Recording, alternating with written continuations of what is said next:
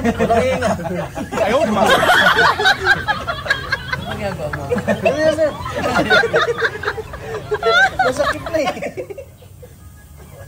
Ito to. Ay. Pinipigilan ko nga yung hininga ko, sir. Baka sa iba lumabas yung hininga mo. Naipit yung tiyan. Naipit na yung tiyan. Bakit bumaho? Saan yun? Oh. Hindi yun na ano. Tinuloko mo ako ha. Puno daw. Ha? Hila lang.